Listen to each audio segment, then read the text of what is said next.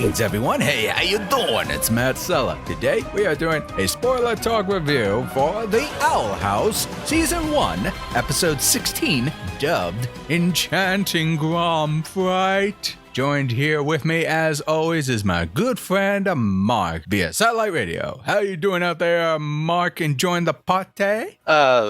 Yes, I actually did, which is weird, because I didn't go to my own Grom when I was a young person. Making up for lost time. Oh man, I'm sorry to hear that. You could have faced your own fears, but instead, you probably faced a different kind of fear, didn't you? Nah, instead of facing my fears, I did the typical thing and just became an adult. Wise decision, my friend. Wise decision. Ugh, that got dark. Well, I mean, this was a fairly dark episode in a positive way. Anywho, before we begin, folks, may I remind you that if you want audio-only versions of this podcast, be sure to visit my Spotify channel. Usually, reviews just like this one go up a little bit sooner than on YouTube. But hey, what are you gonna do? And be sure to check out some of my other reviews I've done by checking out my channel. I'm just gonna bridge that to the point there for you. Or check out our card above to check out a little review that we've done. Anywho, without further ado, let's talk about this episode, Enchanting Grom Fright. What is this episode essentially about? Well, Luz is lucky enough to experience this world's version of prom, known as Grom. But it's not entirely the same thing, for there is a little dress-up party happening, but at the same time, there's this dormant creature below the depths called Grom that can take shape into any of your fears, your deepest fears even. And so, Grom Queen is the designated person to take down this nightmarish monster. And Amity was the one who gained that title, but she's not entirely happy about that. So, Luz takes it upon herself to tackle this beast in her stead. However, Luz quickly learns that perhaps her fears are something she should greatly consider being, given the fact that she's been kind of lying to her mom about where she's been all this time. Not stuck in some magical land, but instead at a camp. At least that's what her mom thinks. But what if she were to find out? Oh, this Grom has plenty of fuel to take on this weird kid. But hey, sometimes we gotta face our own fears. And that is essentially what this episode is all about. Now, Marc, why don't you let the fine folks know, what is your takeaway from this episode? What worked for you? What didn't work for you? Well, Matt, I actually really liked this episode. I think I kind of gave that away earlier. I'm not sure. I was distracted by my own past demons and regrets.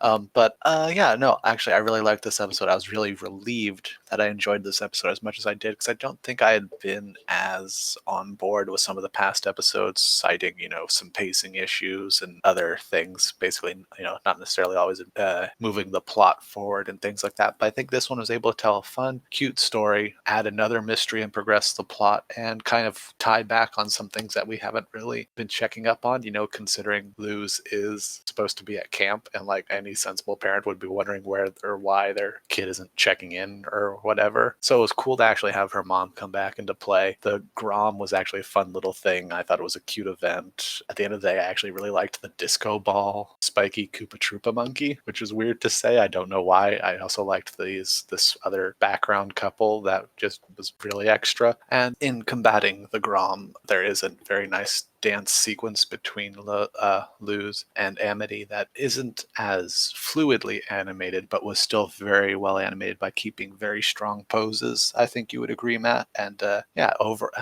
really good sort of cliffhanger scene at the end that makes things get really creepy. And I like it when the show gets creepy. Yeah, I agree with you. Many points there for sure. This was a fun episode. I'll say I don't really have much nitpicks to take away, but let me get to the positive things first. Once again, we continue to explore the personalities and relationships of the characters, specifically Amity. She really has grown since we first saw her as like the stuck-up, preppy, bullyish girl, but then has undergo more progression in being a complex character. She has her fears, she has her uncertainties when becoming the Grom Queen and what that could mean for her, and I do like how this episode kind of like slowly unraveled, no pun intended, her facing her fear in a way. Now, As far as nitpicks go, in the end, and again, this is spoiler talk, so we are going to talk about the episode in its entirety that stuck out to us. She had an invitation. She wanted to ask somebody out, but she ripped it in half and tossed it aside, said, like, you know what, it doesn't matter. And they got to go enjoy their Grom party.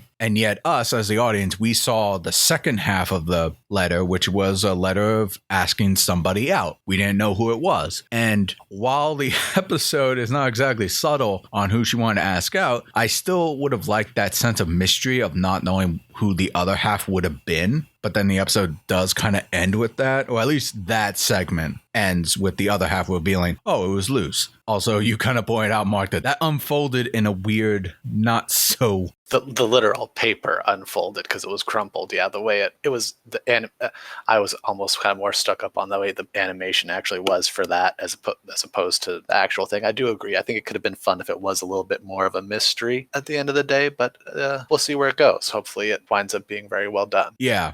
I mean, that's essentially it. I feel like the reveal of that top half was a bit too stagey, for lack of a better term. But really the only other thing that probably could have like dampened me a little bit, but this is just me as a cynical adult, is the whole concept of like, why would you have kids fight this nightmare inducing thing every like season or whatever that can torment and traumatize people endlessly? Can't you get like actual adults to like subdue or be rid of this thing? But whatever.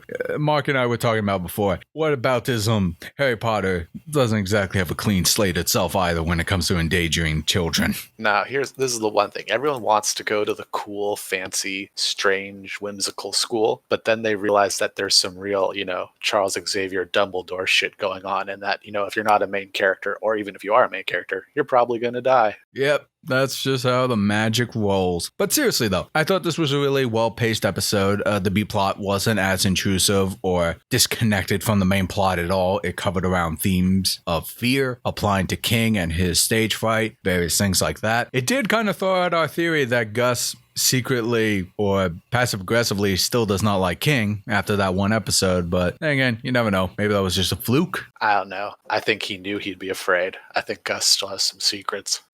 See, there you go. There's some hidden complex writing right there. And we got to see more of Luce's quirky personality, always dressing up weird with otter suits and stuff, but at the same time, we do know that she does have some fears about her mother lying to her and just getting the blunt force of that parental scorn, as every child may feel. Anyway, so... I mean, I get it. 100%. Overall, I say this was a really fun episode. Furthers personalities, character arcs, things like that. But now, to end this episode on, those letters that Luce's mom has been receiving, it's kind of clear that Luce has not been sending letters, but text messages. So who is sending those letters? Quite a mystery, huh, Mark? It is. That was just weird and creepy enough that I'm totally on board to see where it goes. I hope it gets really dark. I am quite curious to see who's the one who's been sending those letters, because I couldn't read it as we were watching because it kind of went by real quickly. But pausing at it now, I'm reading it and it says, I am having a great time at camp. Today we learned what mortgages are. I can't wait to get home and see you. Let's do lots of fun mother and daughter activities forever and ever. Love, your daughter, Lus, scratch that out, Luce. Creepy. So either this is a person who wants to get rid of Luce or someone who wants something that Luce has. And I don't know if this is a Ma needs mom thing where like Luce's mother might play a bigger role in what's going on. I don't know. But the mystery's there, my friends. The mystery's there. Well, you heard our opinion, but now we want to hear yours. Let us know in the comment section below. What did you think of this episode? Owl House Season 1, Episode 16. Enchanting Grom Fright. Did you like it? Did you not like it? Share your thoughts. Join the conversation. Be sure to like, share, subscribe, ring that bell to be notified when new videos drop. And if you want to support me directly, please consider going to my Patreon or do a one-time donation at my Streamlabs. Links are in the description below. This is Matt Sella. This is Marc. Thanking you all for tuning in.